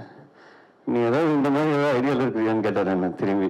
இன்டர்வியூ முடிஞ்சோடனே ஐயோ தப்பான படத்துக்கு கூப்பிட்டு வந்துட்டோம் போல, அவ்வளோதான் இன்னைக்கு ஈவினிங்கோட அப்படின்னு சொல்லிட்டு. அந்த மாதிரி நிறைய படங்கள் பார்த்துருக்கோம். அந்த கதைக்கு போயிடுறேன். நின்றுக்கிட்டுமான்னு கேட்டேன். சரி சொல்லுன்னு சொன்னார். 10 பேர் உட்காந்துருந்தாங்க. நான் வாடி சொல்லிகிட்டே இருந்தேன். அவருக்கு ரொம்ப பிடிச்சிருந்துச்சு. ஒரு 2.5 மணி நேரம் சொன்ன கதைன்னு சொல்லிட்டு இருந்தேன். சொல்லிட்டு முடிச்சுட்டு வந்துட்டேன். எல்லோரும் மார்க் போட்டிருந்தாங்க. தினேஷ், இன்னொரு தினேஷ் இருந்தார், எல்லோரும் இருந்தாங்க. பூரி, அவங்க சிஸ்டர்ஸ், அம்மா இருந்தாங்க, மேம் இருந்தாங்க, லதா மேம் இருந்தாங்க. அது பார்க்குறதுக்கு அவ்வளோ சந்தோஷமாக இருந்துச்சு. ஒரு ப்ரொடியூசர் வந்து ஃபேமிலியோடு உட்காந்து எல்லாத்தையும் வேல்யூ பண்ணி உட்காந்து கதை கேட்டு அவங்க சொல்கிற இன்புட் எல்லாம் எடுத்துக்கிட்டு அதை அப்படியே ஃபாலோ பண்ணுவார். இது சொல்கிறாங்க நம்ம இந்த தொழிலில் பயங்கரமான நாள், அப்படியெல்லாம் 1% கூட இருக்காது. அந்த அவங்களோட கொடுக்குற வேல்யூ இருக்குல்ல. நான் வந்து எங்கள் அம்மா ஃபோன் பண்ண எடுக்கவே மாட்டேன். ஊருக்கு யார் ஃபோன் பண்ணாலும் எடுக்க மாட்டேன். அப்புறமா பேசிக்கலாம்னு சொல்லிட்டு ஒரு 6 மாதம்லாம் ஃபோன் பண்ணால் எடுக்காமல் இருப்பேன். சார் வந்து ஒரு நாள் ரொம்ப முக்கியமான ஆர்குமெண்ட்டு, முக்கியமான மீட்டிங் போயிட்டுருக்கு. அம்மா ஃபோன் பண்ணாங்க, சாரோட அம்மா ஃபோன் பண்ணாங்க. அதுக்கு எதுவும் ஒன்று சொல்லுவார். சொல்லிட்டு இங்கிலீஷில் சொன்னார். சொல்லிட்டு அந்த ஃபோனை எடுத்து பேசினார். பேசிட்டு அந்த மொமெண்ட்லலாம் இல்லை, நான் லைஃப்லேயே ஃபோன் எடுக்க மாட்டேன், யார் ஃபோனாலும் எடுக்க மாட்டேன். ஆனால் ஒரு அம்மாக்காக பேசினார். பேசிட்டு இந்த மீட்டிங் முடிஞ்சோடனே சொன்னார், சாரி அம்மா ஃபோன் பண்ணாங்க எடுத்துட்டேன், அந்த டைமில் எடுத்துக்கூடாது அப்படின்னாரு. அப்படியே வந்து காலைல விழுந்துட்டேன். ஐயா நான் ஃபோன் எடுத்ததே கிடையாது 6 மாதமா, இன்றைக்கி தான் எனக்கு தெரியுது. என்ன அவர் சொன்னார், அம்மா ஃபோன் பண்ணால் மட்டும் எடுத்துரு, எவ்வளோ நாள் அந்த ஃபோன் வரும்னு தெரிலன்னு சொல்லி சொன்னார்.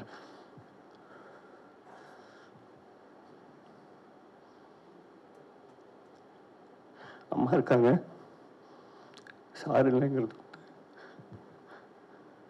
அன்றைக்கி நான் வீட்டுக்கு போனேன். எமோஷனல் ஆகக்கூடாதுன்னா, ஆனால் என் லைஃப்பில் எனக்கு வர்ற கோவத்துக்கு, நான் சொதப்புறதுக்கு பேச்சுலர் கமிட்டான இப்போ ஒரு 10-20 பேர் பிடிக்க தெரியும். இவனுக்கு படமே பண்ணாதீங்க, மேனேஜர்ஸ் அவங்க இவங்கெல்லாம் அவன் எப்போ வேணால் விட்டு போவான், என்ன வேணால் பண்ணுவான் அப்படின்னு சொல்லி சொன்னாங்க.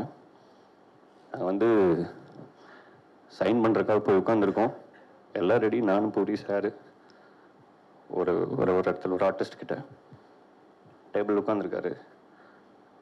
ஏதோ ஒரு சின்ன ஹெசிடேஷன் இருந்துகிட்டே இருக்கு.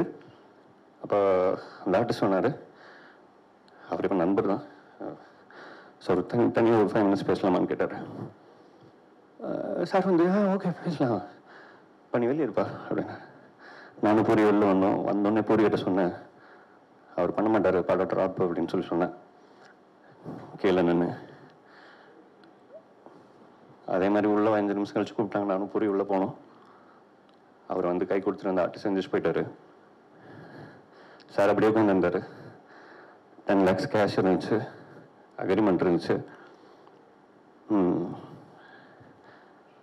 போலாம்ப்பா அப்படின்னாரு. வந்தோம், காலையில் வந்தோம். எனக்கு நல்ல மெமரி இருக்கு. பாண்டி பஜாரோட டெட் எண்டில் அந்த போலீஸ் ஸ்டேஷனுக்கு பக்கத்தில் வந்து அப்படி திரும்புவோம், லெஃப்ட் திரும்புவோம். அந்த திரும்புகிற இடத்துல பின்னாடி சீட்டில் உட்காந்துருந்தேன், பூரி வண்டி ஓட்டிட்டு இருந்தேன். அவர் லெஃப்ட் ஹேண்ட் சைடில் உட்காந்துருக்காரு, ஃபோன் வந்துட்டே இருந்தார். அந்த மிரரில் என்னை பார்த்தாரு. பார்த்துட்டு அப்போ தான் சொன்னார், ஏப்பா சோகமாக இருக்கா அப்படின்னாரு. நான் ஒன்றுமே பேசல, சும்மா பண்ணது ஒரு மாதிரியாக இருந்தது. ஆல்மோஸ்ட் இல்லை ட்ராப்பு. நான் உனக்கு என்ன சொன்னேன் அப்படின்னு கேட்டார். அப்படி கேட்டால் என்ன தெரியும், நம்ம சும்மா நின்றுருந்தேன், நான் உட்காந்துட்டு இருந்தேன். இவர் என்ன சொன்னார் நம்மகிட்ட அப்படின்னு. நான் உனக்கு படம் பண்ணுறேன்னு சொன்னேன், நான் படம் பண்ணுறேன், யார் போனாலும் பரவாயில்ல, நான் இருக்கேன், நான் படம் பண்ணுவேன் சொன்ன ஒரே தயாரிப்பாளர் அவள் தான். வேறு வேறு அந்த மூமெண்ட்டில் அந்த மாதிரி ஒரு இடத்துல சொல்லியிருப்பாங்க. ஆர்டிஸ்ட்டு போகணுன்னு அவங்க போயிருப்பாங்க, எனக்கு சொல்லாமல் கூட. நம்ம படம்லாம் பண்ணியிருக்க முடியாது. அந்த மாதிரி நிறைய மொமெண்ட் இருந்துச்சு. கடைசியாக வந்து என் பையனுக்கு காது குத்து வச்சுருந்தேன் கோயம்புத்தூரில் பொள்ளாச்சியில் ஒரு கிராமத்தில். நிறைய பேர் ஃபோன் பண்ணி நீங்கள் வரணும் அப்படின்னு சொல்லி சொன்னேன். யாரையுமே கூப்பிடல, நீங்கள் வரணும் அப்படின்னு சொல்லி சொன்னேன். ஃப்ளைட் போடுறேன்னாரு, சொல்லிட்டு இருந்தார், கம்யூனிகேட் பண்ணிட்டு இருந்தார், இப்படி வந்துடும் அப்படி வந்துடும் சொல்லிட்டு இருந்தார். 7 மணி வரைக்கும் கிளம்பவே இல்லை சென்னையிலேருந்து. 7 மணிக்கு கிளம்பி கார் எடுத்து கிளம்பி காலையில் 7:30க்கு காது குத்து, 6:30 மணிக்கு 6:45 வந்தார். அப்படியே வர்ற ட்ராக்கு அப்படி டிஷர்ட்டோடு வந்தார். டேனி சார் கூட வந்திருந்தாங்க. வந்துட்டு வீடு எங்கே அப்படின்னு கேட்டார். கோவில் பக்கத்தில் தான் வச்சுருந்தோம், வீட்டுக்கு வீடு வீடு வீடு எங்கே அப்படின்னு கேட்டார். ஏன் சார், எனக்கு ரூமெல்லாம் போட்டு எல்லாமே பண்ணி வச்சுருக்கு சார், ஏன் இப்போ உங்கள் வீடு கூப்பிட்டு போக மாட்டியா அப்படின்னாரு. வீட்டுக்கு போனாங்க. என் வீட்டுக்கு வந்து குளிச்சுட்டு ட்ரெஸ் எல்லாம் சேஞ்ச் பண்ணிட்டு வந்தாங்க. அவர் வந்து நான் ரிசப்ஷனில் எங்கேயும் நின்றுட்டு இருந்தேன். அவர் தான் வந்து கூப்பிட்டு, டேய் காது ஊத்துறாங்க இங்கே, அங்கே தான் பண்ணுறீங்க வாடா அப்படின்னு சொல்லி ஸ்டேஜ்லேருந்து கத்துனாரு. போனேன் நான், இல்லைன்னா காதை குத்திருப்பாங்க, எனக்கே தெரியாது. அவர் தான் கூப்பிட்டாரு. இப்படி ஒருத்தருக்கு இவெல்லாம் இவடா காது குத்திட்டு இருக்காங்கன்னு சொல்லிட்டு அவர் தான் கூப்பிட்டாரு.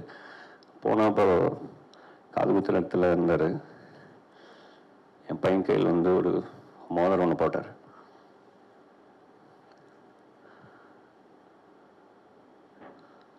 எல்லா மொமெண்ட்லேயும் அவர் இருக்கார். ஆனால் அவர் இப்போ இல்லைங்கிறது வந்து என்னால் ஒரு சாங் ஒன்று ஷூட் பண்ணுறோம் அசோக் நானும் ராமேஸ்வரமில். கேட்டு இருப்பார், எப்போ ஷூட் பண்ணுற வரணும் அப்படின்னு சொல்லிட்டு. நாளைக்கு ஷூட் போகிறோம், அவர் மட்டும் என்ன நல்லா இருந்திருக்கும்.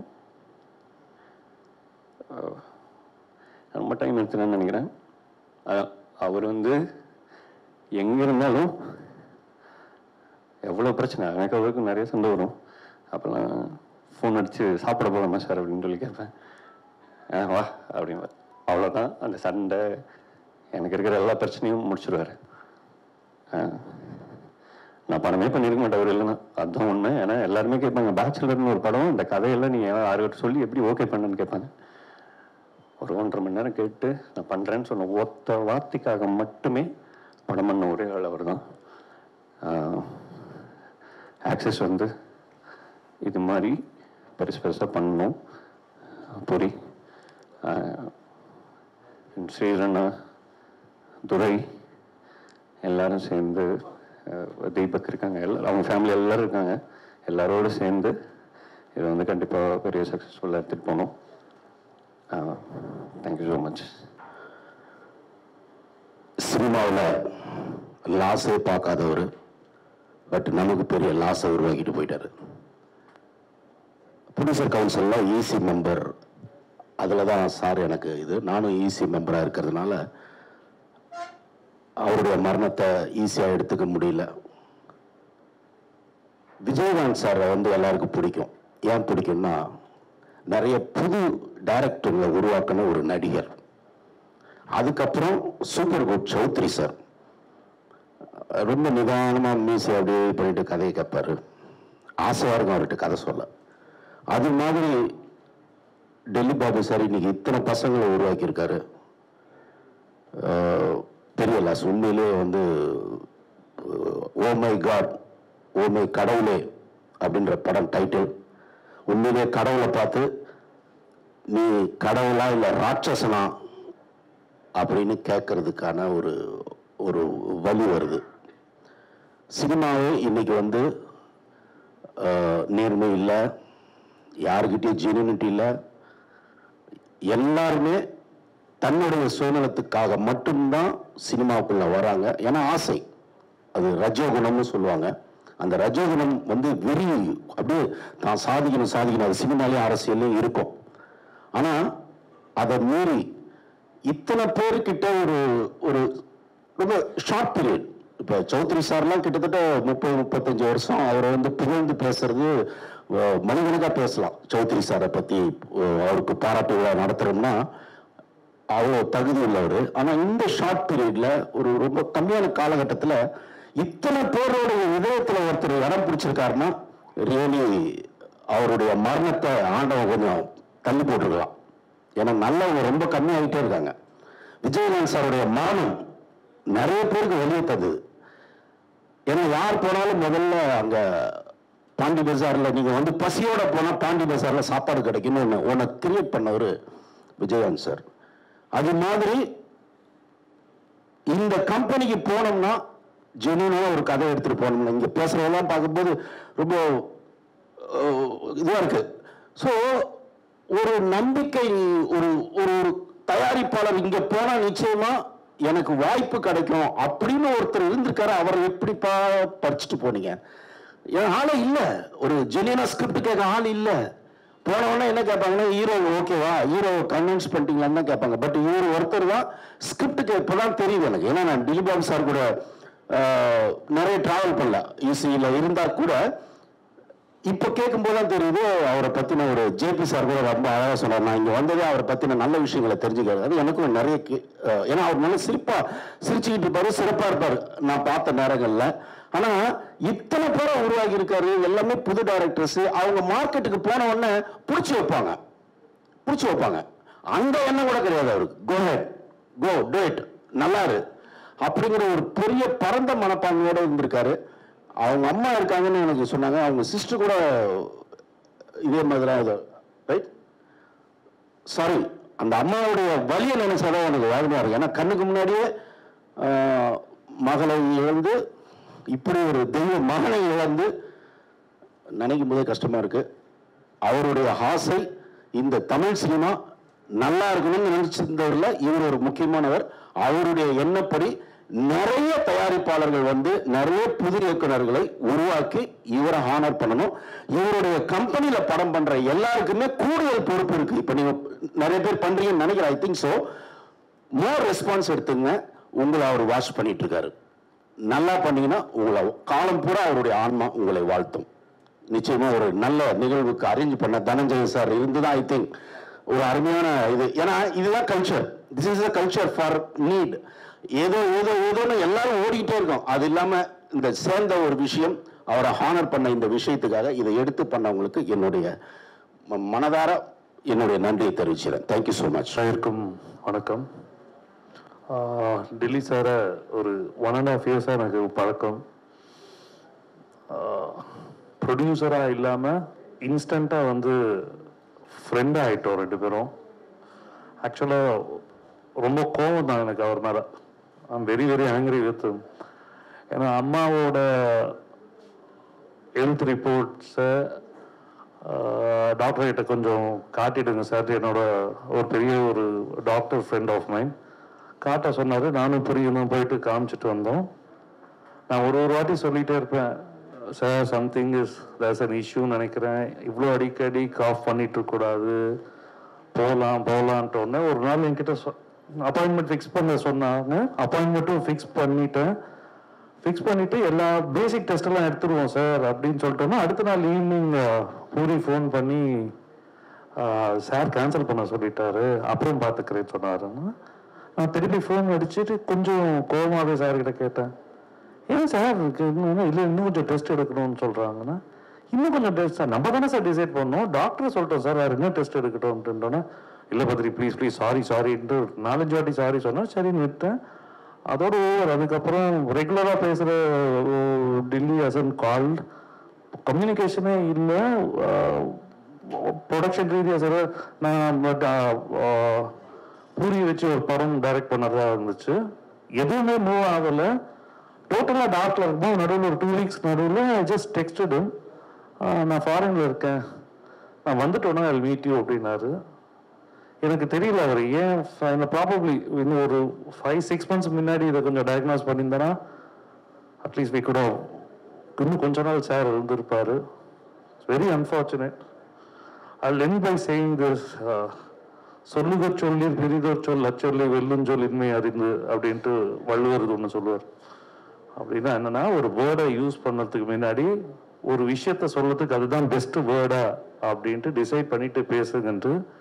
He was a man of few words, but whatever words he spoke bore a lot of value. Puri, I think you'll have to carry over the legacy and you will do it. Thanks. மனிதரா வாழ்றதுங்கிறது வந்து அவ்வளோ போராட்டமான விஷயம். அதை பண்ணி காட்டியிருக்காரு. எத்தனையோ தொழிலில் வந்து ஜெயிச்சிருப்பாரு. தயாரிப்பாளரா ஒரு consistency அவர் எடுத்துக்கிட்டு இருந்த டைரக்டர்ஸ், எடுத்துக்கிட்டு இருந்த டீம், அந்த டீமுக்கு உண்மையா, அந்த ப்ராஜெக்டுக்கு உண்மையா இப்படி ஒரு ப்ரொடியூசரை நான் பார்த்ததே இல்லை லைஃப்ல. நான்லாம் ஒருவேளை புதுசா ஒரு ப்ரொடியூசர் உள்ள வர்றாருன்னா, நீங்க மினிமம் டெல்லி பாபு சார் மாதிரி இருக்க ட்ரை பண்ணுங்க அப்படின்னு சொல்லி கேட்கணுங்கிற லெவல்ல ஒரு தயாரிப்பாளர். மிகப்பெரிய இழப்பு, சாதாரண இழப்பு இல்லை. ஜெம் எப்பயாச்சும் தான் கிடைக்கும், அந்த குறிஞ்சி பூன்னு சொல்லுவாங்கல்ல, அந்த மாதிரி கிடைக்கக்கூடிய ஒரு தயாரிப்பாளர். வியாபாரமா எனக்கு எவ்வளவு இழப்போ அதே மாதிரி வந்து பல கனவுகளோட வந்த மிகப்பெரிய கலைஞர்களுக்காகட்டும், இது வந்து நம்ம இண்டஸ்ட்ரிக்கான மிகப்பெரிய இழப்பு. வேற சொல்றதுக்கு வார்த்தை இல்லை. நன்றி. அது போல சார், எனக்கு நிறைய வாய்ப்பு கிடைச்சது மற்றவங்க பேசுறது கேட்கறதுக்கு. எனக்கு ரொம்ப முக்கியமான படம், எனக்கு ஒரு ரீபர்த்ன்னு சொல்லலாம், அது வந்து ஓமை கடவுளை தான். ஸோ அதை வந்து வழிவகுத்து முதலீடு போட்டு எங்கள் 2 பேர்த்தையும் கைட் பண்ணது வந்து டெல்லி பாபு சார் தான். ரொம்ப முக்கியமான ஒரு பர்சன் என் லைஃப்பில். சக்தி நான் சொன்ன மாதிரி ஒரு பெரிய இழப்பு இண்டஸ்ட்ரிக்கு. ஏன்னா ஒரு ரொம்ப திறமையான ஒரு பிஸ்னஸ் மேன். ஏன்னா ஓமை கடவுளை பிஸ்னஸ் மாடலை பார்க்கும்போது எனக்கு தெரிஞ்சது எப்படி இதை நெகோஷியேட் பண்ணி ப்ரீ சேல்ஸை கொண்டு வந்து, அந்த டைமில் வந்து எனக்கு முன்னாடி படங்கள்லாம் சரியாக போகலை, மார்க்கெட் இருக்குது அந்த மாதிரிலாம் எதுவுமே இல்லை. அவர் ஒன்று கிரியேட் பண்ணி கொடுத்தாரு, ஒரு வேவ். அந்த வேவ் தான் இன்னும் நான் பயணிச்சுட்டு இருக்கேன். ஸோ ரொம்ப ஜெனியூனாக நான் நிறைய கடமைப்பட்டிருக்கேன். அண்ட் என்னோட பெரிய ஹீரோவாக இருந்தது வந்து என்னோட மாமா தான். அவர் ஒரு 32 வயசில் ஒரு கார்டியாக் அரெஸ்ட்டில் திடீர்னு இறந்தார். ஸோ அந்த இழப்பு என்னன்னு எனக்கு புரியுது. ஸோ எனி டைம் பூர்ணேஷ்க்கும் Durai and whole family, if at all is anything, we are there for you. And இந்த மெமோரியல் ஆர்கனைஸ் பண்ணதுக்கு ரொம்ப நன்றி. ஏன்னா இறந்த போது என்னால் வர முடியல ஷூட்னால. ஸோ குடும்பத்துக்கும் நண்பர்களுக்கும் எல்லாத்துக்குமே we are there for you and thank you. Thanks. Udhayanidhi sir, Arulnidhi sir சார்பா ப்ரொடியூசர் சாரோட ஃபேமிலிக்கு ஆழ்ந்த இரங்கல் தெரிவிச்சுக்கிறோம். நாங்கள் எப்பவும் கூட இருப்போம். Not a good occasion to start with, but again வளையம் ஃபங்க்ஷன் அப்போ நான் அவர் வந்து என்கிட்ட சார் 16 படம் பண்ணிட்டோம் சார், 25 பண்ண போகிறோன்னாரு. சார் எப்போ 50th பர்த்டேன்னு சொன்னேன். வருது sir, whichever is the first will make it big சொன்னேன். பட் இட்ஸ் வெரி அன்ஃபார்ச்சுனேட், ரெண்டுமே நடக்கலை. Will have to join for this occasion. Sir சொன்ன மாதிரி ஜாப் செக்யூரிட்டின்றது சினிமாவில் ரொம்ப ரொம்ப ரேர். அது வந்து இங்கே எத்தனையோ டைரக்டர்ஸ், எத்தனை ஹீரோஸ் எல்லாம் வந்திருந்தாங்க. இந்த கம்பெனிக்கு ஒரே ஒரு பிஆர்ஓன்றது மட்டுமே என்னுடைய மிகப்பெரிய ப்ரௌட் மூமெண்ட்டாக எடுத்துகிட்டு இருக்கேன். Every years great value for time, others time. ஒரு மீட்டிங் கூப்பிட்டாருன்னா ப்ரிசைஸாக 15 நிமிஷம் மீட்டிங் வாங்க சார் சொன்னார்னா 14th minute sir you are done சொல்லுவார். So will be definitely missing it. Purnesh, always there, we are always with you. Stay strong, just a call away. Thank you sir. ஒரு நல்ல producer, நம்ம எல்லாருக்குமே தெரியும். நீங்கள் சொன்னதில் நானும் நிறைய விஷயம் தெரிஞ்சுக்கிட்டேன். பட் நான் அப்சர்வ் பண்ணதில் one of the finest human பீயிங்ஸுங்க. சின்ன சின்ன விஷயங்கள், அதாவது நம்ம டே டு டே லைஃப்பில் வந்து போனால் போதும் அப்படின்னு பார்த்துட்டு போகிற விஷயங்கள் கூட அவர் விட மாட்டார். யாரையும் ஹர்ட் பண்ணணும்னு நினைக்க மாட்டார். ஒரு எக்ஸாம்பிள், மரகதநாணயம் காஸ்டிங் அப்போ ஒரு ஆக்டரை வந்து அப்ரோச் பண்ணோம், அதுக்கப்புறம் டெசிஷன் மாற்றணும். இல்லை வேணாம், வேற ஒருத்தவங்கிட்ட போகலான்னு சொல்லி டைரக்டர் எல்லாருமே மாற்றினோம். பட் அவர் மட்டும் இல்லை, அது அவங்க ஹர்ட் ஆவாங்க, வேணாம் அப்படின்னு சொல்லிட்டு ரொம்ப யோசிச்சார். எனக்கு புதுசாக இருந்துச்சு அது. எப்படி ஒரு ப்ரொடியூசர், அதுவும் புது ப்ரொடியூசர், ஒரு ஆக்டரோட அந்த எமோஷனை வந்து புரிஞ்சுக்கிட்டு ஹர்ட் ஆகிறன்னு சொல்லிட்டு அவ்வளோ யோசிக்கிறாரு. எனக்கு புதுசாக இருந்துச்சு அது. நானும் சரவணன் சாரும் பேசி, இல்லை சார் நாங்கள் போயிட்டு அப்பாலஜைஸ் பண்ணிட்டு வரோம்னு சொல்லிட்டு நாங்கள் ஆக்சுவலாக போய் அப்பாலஜைஸ் பண்ணிட்டு வந்தோம். ஸோ இந்த மாதிரி சின்ன சின்ன குவாலிட்டிஸ் வந்துட்டு இண்டஸ்ட்ரியில் வந்து கண்டிப்பாக மிஸ் ஆகுதுன்னு தான் சொல்லணும். அது அவர்கிட்ட இருந்துச்சு. He's a smart business man. Plus இந்த ஸ்மார்ட்னஸை வந்து ரொம்ப நல்ல விதத்தில் வந்து யூஸ் பண்ணியிருந்தார். ப்ரொஃபஷ்னலாக நம்ம எல்லாருக்குமே தெரியும், ரொம்ப ஷார்ட் டைமில் ஆக்சிஸ் ஃபிலிம் ஃபேக்ட்ரி வந்து one of the most successful production ஹவுஸஸை கொண்டு வந்து நிறுத்தினார். ஆனால் அதுக்கப்புறம் கூட டக்குன்னு பெரிய படங்கள் பண்ணலாம், பெரிய பட்ஜெட் படங்கள் பண்ணலான்னு சொல்லிட்டு போகாமல் அதே புது டைரக்டர்ஸ்க்கும் புது கதைகளுக்கும் அந்த ஃபர்ஸ்ட் ப்ரிஃபரன்ஸ் கொடுத்து தான் கடைசி வரைக்கும் அவர் இருந்துகிட்டு இருந்தார். 100% பெரிய லாஸ் இது. எஸ்பெஷலி ஆஸ்பைரிங் ஃபிலிம் மேக்கர்ஸ்க்கும் புது கான்டென்ட் கொண்டு வரவங்களுக்கும் ஆக்சிஸ் ஃபிலிம் ஃபேக்டரி எப்பயுமே வந்துட்டு ஒரு ஹோப்பாக தான் இருந்துச்சு. அந்த ஹோப் இன்னைக்கு இட் இஸ் 100% பெரிய லாஸுங்க.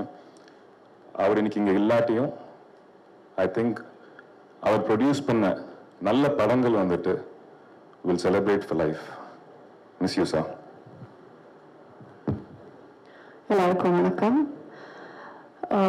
கிட்ட நாங்கள் எல்லாரும் வந்து மரகதநாணயம் டைம் வந்து திலீப் பாபு சார் ட்ராவல் பண்ணிட்டு இருக்கோம். ஆல்மோஸ்ட் 8-9 years இப்போ. அண்ட் அப்போலேருந்து இப்போ வரைக்கும் we have never come across a producer or a person who is so passionate about cinema. அவங்க வந்து ஒரு சினிமா பேக்ரவுண்ட்லேருந்து வரல. He has started Access Film Factory from the very start. So Adi சொன்ன மாதிரி ஒரு ஷார்ட் டைமில் to give such big successful films is a very big thing. And he was a very passionate man, passionate to a level where in the Maso actually it's quite disappointing to say that in the Maso Margadhanam 2 start பண்ண வேண்டியதுனாங்க. நாங்கள் எல்லாரும் அந்த லான்ச்சில் meet பண்ண வேண்டியது. But it's a tragedy that we are meeting this way. Passionate to a level that almost 4-5 monthsலேருந்து அவங்க ஹாஸ்பிட்டலில் இருக்கும்போது, அன்வலாக இருக்கும்போது ஆதி அண்ட் சரவணன் சாரோட ரொம்ப க்ளோஸாக ட்ராவல் பண்ணாங்க. அந்த 4-5 monthsல ஹெல்த் நல்லா இல்லாத டைம்லேயும் அவங்க வந்து சினிமா பற்றியே பேசி, அவங்களுக்கு ஆல்ரெடி தெரியும் இது நடக்க வேண்டி போகுது அவங்க ஹெல்த்தோடன்னு. அவங்க வந்து பூரிக்கிட்டு எல்லாமே முன்னாடியே செட் பண்ணி, நான் இல்லாத டைம்லேயும் என்னோட ப்ரொடக்ஷனில் இது நடக்கணும், அந்த மாதிரி ஒரு பிளானர், அந்த மாதிரி டெடிகேஷன் இருக்கிற ஒரு producer. It's not just a loss for the industry. We have all lost a very good friend, a mentor, a brother, a guide, and I send out all my prayers to the family and I hope his soul rests in peace. Om Shanti. ஒரு short film மட்டும் பண்ண என்ன தமிழ் சினிமாவுக்கு இயக்குனராக்கி வாய்ப்பு கொடுத்த என்னோட இயக்குனர், என்னோட தயாரிப்பாளர் டில்போ சாருக்கு எப்போவுமே உண்மை உள்ளவனாக இருக்கணும்னு நினைப்பேன். பட் நிறைய பேசணும்னு நினச்சேன். அவர் மாதிரி ஒரு ஹார்ட் ஒர்க்கர் அண்ட் கமிட்மெண்ட்க்கு ஹானர் பண்ணுற ஒரு பர்சன் நான் இது வரைக்கும் லைஃப்பில் பார்த்ததில்லை. Thank you so much. நன்றி. நிறைவாக தினேஷ் கண்ணன் இருக்கீங்களா? Dinesh come come. தினேஷ், உங்கள் பேரே வந்து access film factory Dinesh Kannan தான் நான் எழுதி வச்சுருக்கேன். இப்போ வரையும் நான் அப்படி தான் உங்களை கூப்பிடுவேன். எந்த அளவு அவரோட பயணிச்சிங்க எனக்கு தெரியும் தினேஷ். ஐ திங்க் டில்லியனை பற்றி எல்லாருமே பேசிட்டாங்க. ஒரே ஒரு வார்த்தை தான், ஐ மிஸ் யூ. நான் அவ்வளோதான் சொல்ல முடியும். அவங்க என் லைஃப்பில் வந்து டில் மை டெத் அவங்களோட மெமரிஸ் அண்டு அவங்க எப்போவுமே என்னோட ஹார்ட்டில் இருப்பாங்க. அவ்வளோதான். இண்டஸ்ட்ரியில் அதே கான்செப்ட் தான் இங்கே வந்து பண்ண அப்படின்னாரு. He was a great visionary. He had lots of vision. He has lot of things that he wanted to do. He has left us, but his wishes has to continue. For example, Dev, Purnesh Les Dev, Delhi vision towards AFF was much higher. You know it much better than anybody else. But அதை எடுத்து கொண்டு போய் சேர்க்கிறது, it is your responsibility. I think everybody will agree and support that. Similarly, in the என்ன சொல்றது, business like Deepak and Arjun, you got many responsibilities to play, and there are a lot of things that you have to do, and he was 100% confident that you three will take it up further, and the hope வந்து நீங்க continue பண்ணணும், and that's what we miss you, we love you மச்சி. ரொம்ப எமோஷ்னலான moment. ஒரு past 3 to 4 இயர்ஸாக நான் வந்து ரொம்ப க்ளோஸாக டெல்லி சாரோட நான் தான் ரொம்ப அதிகமாக ட்ராவலாக இருக்கேன். ஸோ நிறைய மெமரிஸ் இருக்குது. நிறைய விஷயம் அவர் பேசிகிட்டே இருப்பார். He had so many dreams. And film side பார்த்தீங்கன்னா இன்றைக்கி ஒரு புது டைரக்டர்ஸ்க்கு வந்து வாய்ப்பு கொடுக்குற ஆளுங்க ரொம்ப கம்மி. ஸோ அதுவும் ஒரு ப்ரொடியூசரை வந்து அப்ரோச் பண்ணும்போது ஹீரோ யாருப்பான்னு கேட்பாங்க. இவர் ஸ்கிரிப்டு என்ன ஜானர், ஓகே கதை சொல்லுங்கள், அதை சொல்லிவிட்டு ஓகே இந்த கதையா, ஓகே நல்லா இருக்கா, அதுக்கப்புறம் இவர் பிச் பண்ணுவார். ஸோ ஹீரோ வச்சு என்றைக்குமே படமே பண்ண மாட்டார். ஸோ இந்த மாதிரி வந்து ஒரு நல்ல மனித, ஒரு நல்ல ப்ரொடியூசர் கிடைக்கிறது வந்து ரொம்ப ரேரு. என்னால் இன்னும் நம்பவே முடியல அது நம்ம கூட இல்லைன்றது. So I believe Purnesh and Durai and every one இந்த ஏஎஃப்எஃப் அவர் என்னென்ன ட்ரீம்ஸ் வச்சுருக்காருன்றது நம்ம எல்லாருக்கிட்டையும் ஷேர் பண்ணியிருக்காரு. So we have to take this company more and more successful. அதுதான் அவர் விருப்பமும் பட்டார். ஸோ அது டெஃபினட்டாக எல்லாரோட சப்போர்ட்டும் இருக்கும். அது மட்டும் இல்லாமல் ரொம்ப இன்ஸ்பைரிங்கான பர்சன் எனக்கு திலீப் பாபு சார். நான் தான் அவரை ரொம்ப கலாய்க்கவும் செய்வேன், அட் த சேம் டைம் நான் தான் அவரை நிறைய பாராட்டவும் செய்வேன். 10 வருடத்துக்கு 10 பிஸ்னஸ் பண்ணிகிட்டே இருக்க வேண்டாம்னு சொல்லுவார். அதை அவர் ஆக்சுவலாக பண்ணிகிட்டே இருந்தார். Is not only successful in is film. அவர் ஃபேக்ட்ரியாக இருக்கட்டும், ஈ கீப்ஸ் ஃப்ளையிங். எங்கே சார் இருக்கீங்க, இங்கே இருக்கா, இந்த பிஸ்னஸ் அதை பண்ணிட்டு இருக்கேன் சொல்லிகிட்டே இருப்பேன். நானே யோசிப்பேன், சினிமா ஒன்று பண்ணுறதுக்கே நம்மளுக்கு வந்து முடியல, அவ்வளோ பிரச்சனைகள் இருக்குது, அவ்வளோ விஷயங்கள் ஹேண்டில் பண்ண வேண்டியதாக இருக்குது, அவ்வளோ பாலிடிக்ஸ் ஹேண்டில் பண்ண வேண்டியதாக இருக்குது. எப்படி சார் நீங்கள் வந்து ஃபேக்ட்ரி பார்த்துக்கிறீங்க, அது பாருங்க, இட்ஸ் ஆல் இந்த கேம்டா, பண்ணிகிட்டே இருப்போம் அப்படின்ட்டு அவ்வளோ கூலாக சொல்லுவார்.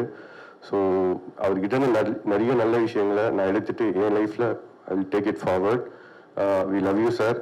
நிறைய இருக்கும் உங்களை பற்றி சொல்கிறதுக்கு. எல்லாமே மெமரிஸாக உங்கள் கூட நாங்கள் ட்ராவல் பண்ணுவோம். We love you so much. Thank you sir.